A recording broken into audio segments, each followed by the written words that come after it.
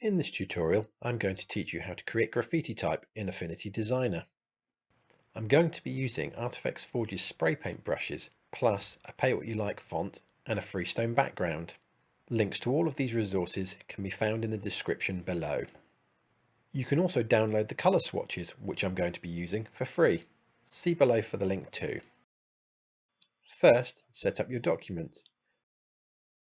I'm using the dimensions 1820 by 1214 pixels.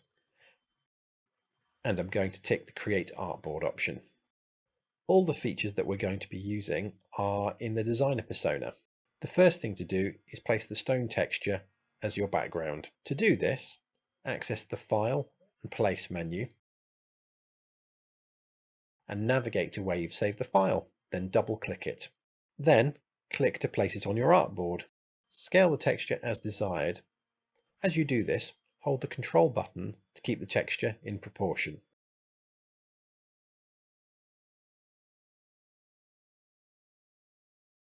Next, type the letters. I've created the word Unity because it looks great in the font I've chosen. Type each letter individually so you can overlap, reorder and rotate them easily. I'm using the font Swamp, and as I said previously, this is a pay what you like font. Find the link below.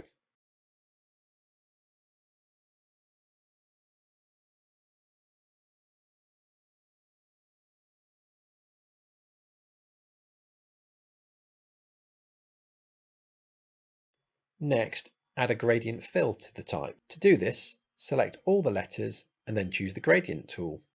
In the context toolbar drop-down menu, select Linear. A basic gradient will be applied. Tap the gradient icon here to access the gradient options. Click the left-hand circle, then the colour swatch. If you're using our free swatches, click the purple swatch icon to choose it. The CMYK values are C58, M72, Y0 and K0. You could also use your own swatches or enter the colour manually. Move the noise slider to roughly halfway to add some subtle texture. Now click the right hand circle and then the colour swatch. And click the coral colour. The CMYK values are C0, M55, Y44 and K1. Adjust the noise slider to roughly 50%. Rotate the gradient by clicking the Rotate Gradient button. Then manually adjust the gradient using the Gradient tool, so the purple and coral colours show roughly evenly. You may want to change this further later.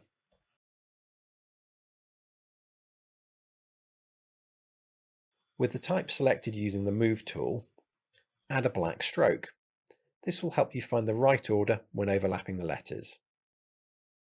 Overlap, reorder, rotate and adjust the letters as required.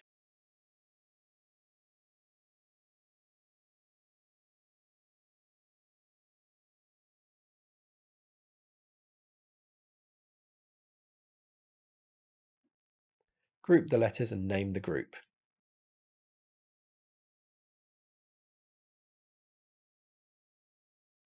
Now it's time to apply one of the spray paint brushes to the type's stroke. To do this, select all of the letters with the Move tool, access the Brushes panel, making sure Artifex Forge's spray paint brushes are loaded, then click on one of the brush icons to apply it to the letters. In this instance, I'm using Closed Spray Paint 10 Anti-Stretch. This brush has been engineered to work with closed paths without showing gaps.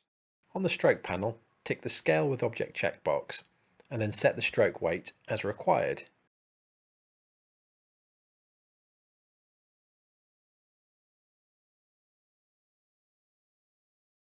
Further adjust the gradient if needed.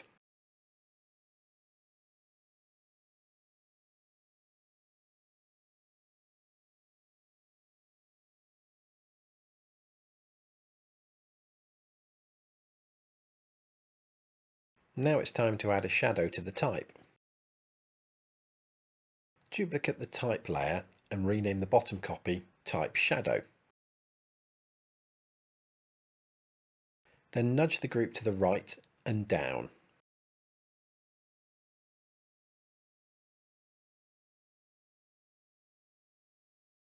Recolour the letters fill black to match the stroke.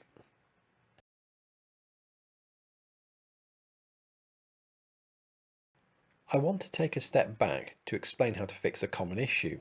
You may notice that some brushes distort slightly on very tight angles, so I wanted to briefly explain how to fix this. First, convert the letter to curves so it can be edited.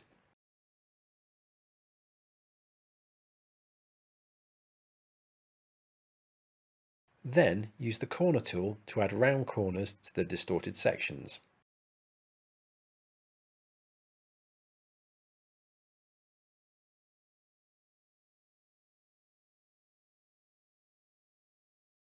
Now it's time to add an inner shadow to the type. To do this, duplicate the top group and name it Type Inner Shadow. Select all the letters in the group and then set the fill to transparent.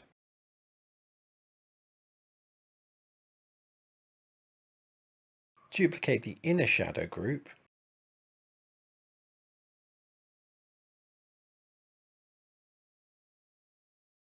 then select its letters and remove the brush stroke using the stroke panel. The letters will now have no stroke or fill and be completely transparent. Convert these letters to curves.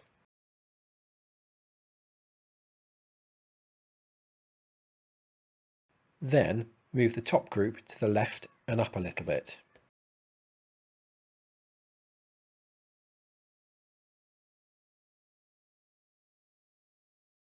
Set the group's blend mode to multiply and the opacity to 25%. As you can see, we have a shadow, but it overlaps in places that we don't need. So next we'll use the bottom type inner shadow group letters as clipping masks to crop the top type inner shadow group letters. I'll knock out the lower groups so you can see the next step clearly. Move the letters from the bottom group into the top group so they sit above the equivalent letter, so U sits above U, etc.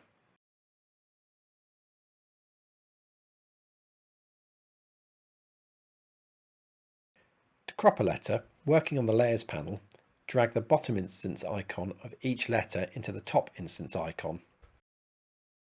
Make sure to drag it into the text part of the icon and not the image section.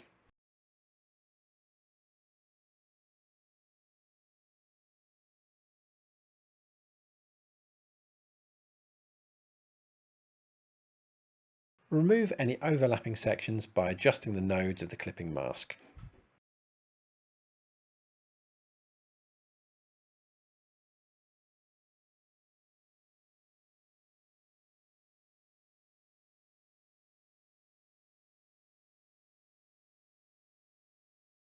Delete the redundant group icon. Then turn on the lower groups again.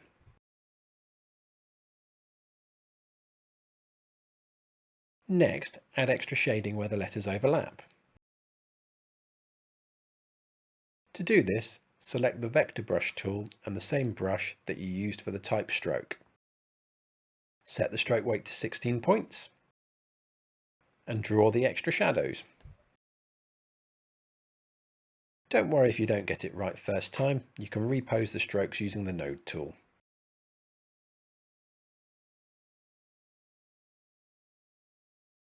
Drag the new brush strokes into the type inner shadow group. They will take on its blend mode and opacity.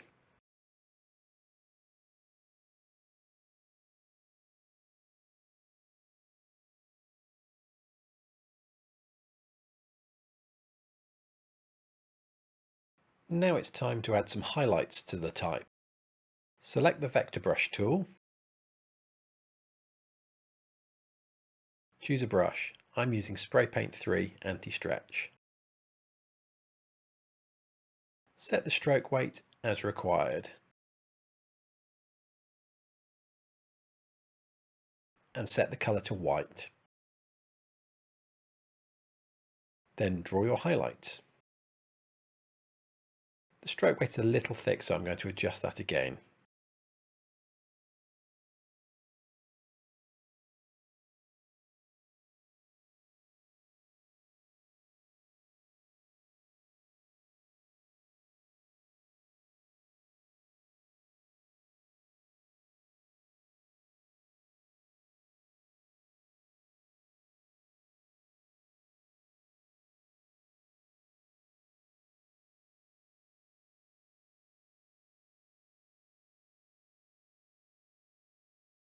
Adjust the drawn strokes using the node tool if required.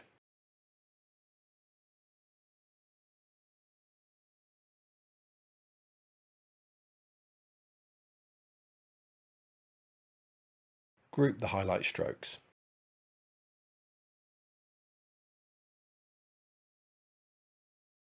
Next, we're going to add a spray paint dot at the end of each highlight.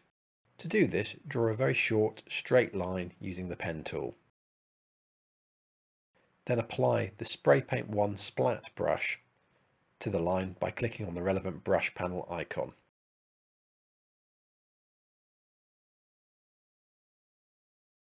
Adjust the stroke weight and line length until the dot is in proportion and it's roughly the same diameter as your highlight strokes are wide. Position the dot at the end of one of the highlight lines.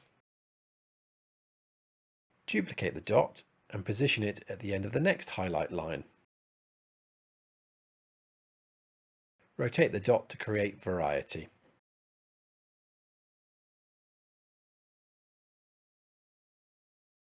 Repeat the process until you have a dot at the end of every line.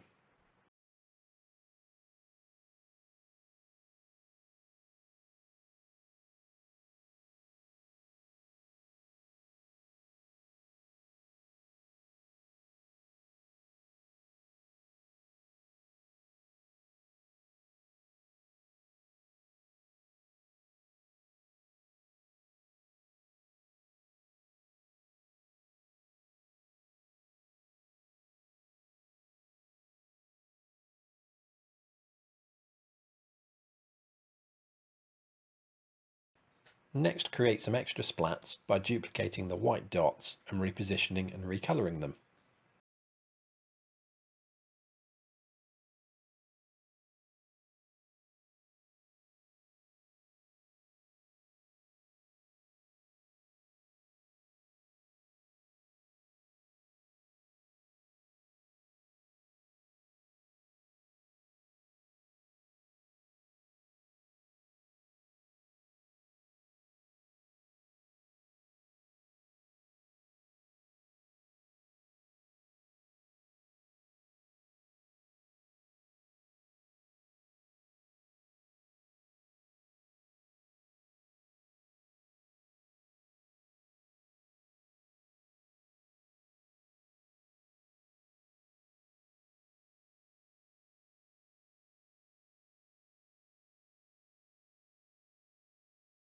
Group the splats.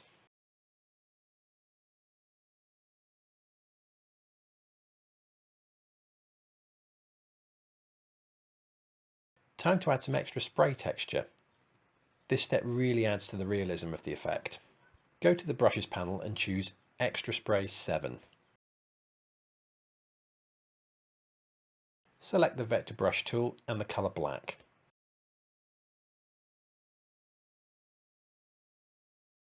Then draw spray texture around some, but not all of the edges. The trick is to be inconsistent, just like the real thing.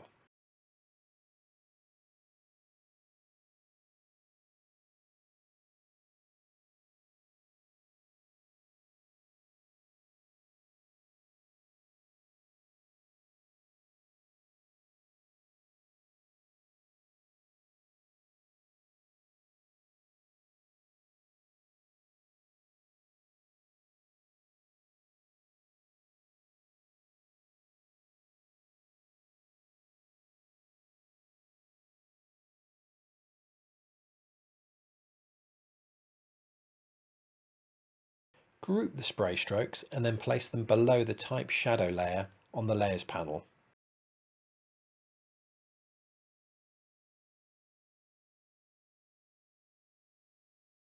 As these are vector brushes, you can make further changes whenever you like.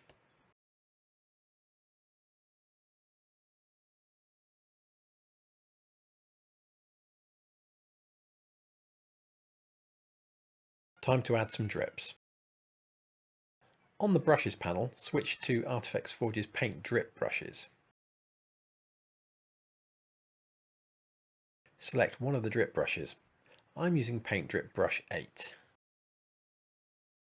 Choose the vector brush tool and ensure the colour black is still chosen. Hold the shift key and draw. This will make sure the line runs straight. Adjust the stroke weight to suit the line.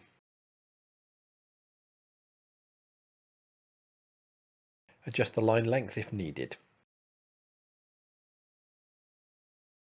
Duplicate the drip and swap in other brushes, adjusting the line weight and size as you go.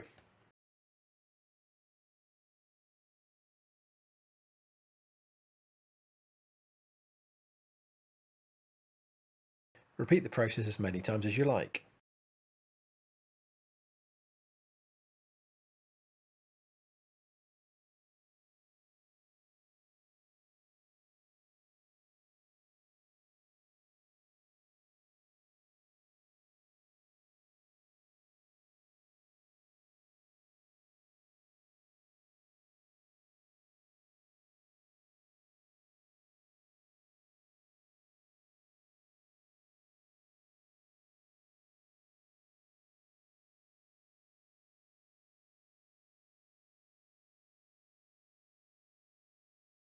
Group the drips and move them below the type shadow layer. The second to last step is to draw the painted background. Draw this using the pencil tool freehand, and then adjust it using the node tool.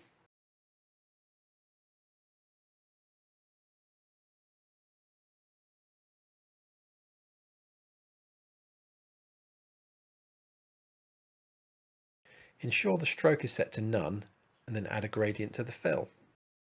With the curve selected, choose Linear from the Type drop-down menu on the Context toolbar. Move the curve to below all other groups on the Layers panel. Then, recolour the gradient using the 2 turquoise colours from the swatch set, using the technique from earlier in the tutorial. Don't forget to add the noise.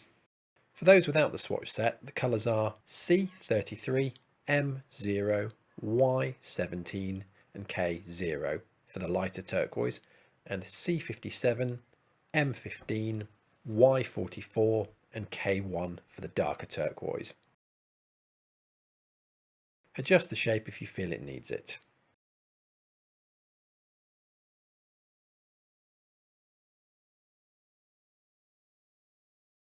Set the shape's blend mode to multiply so we can see some of the background texture through the shape.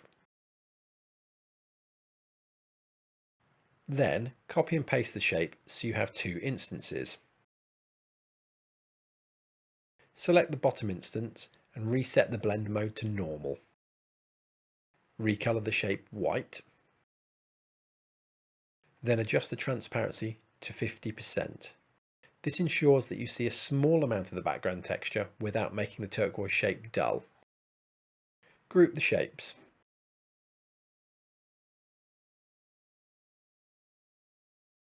Now add a Gaussian blur to the edges of your background shapes. This helps the shape look a little bit more like spray paint. To do this, select the 2 shapes, not the group, then hit the FX button at the bottom of the Layers panel. Select Gaussian blur, then adjust the slider until happy with the effect. Click Close. Finally, add a graffiti star to complete the image. To do this, first make a little space by shortening the highlight line and moving the corresponding dot.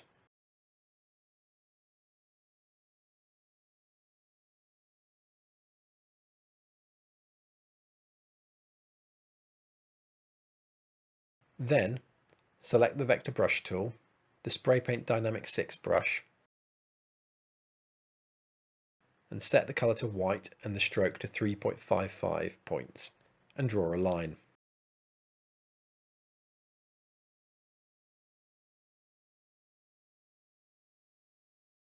Switch to brush Spray Paint 18 Anti-Stretch.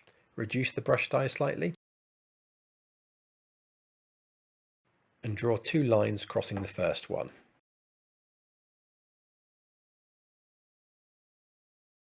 Adjust the lines if required.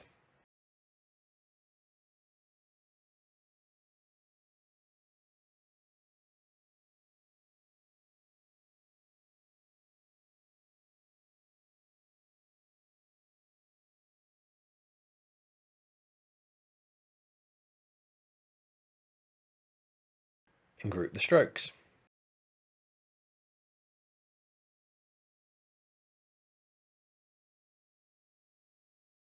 And there you have it, the finished graffiti type. I hope you enjoyed the tutorial. Why not follow the link below, pick up our spray paint brushes and have a go at making your own graffiti type. Please also follow our channel and check out our other Affinity tutorials for more tips and tricks. Also, don't forget to head to artifexforge.com to see our other innovative brushes, textures and toolkits. Thanks for watching!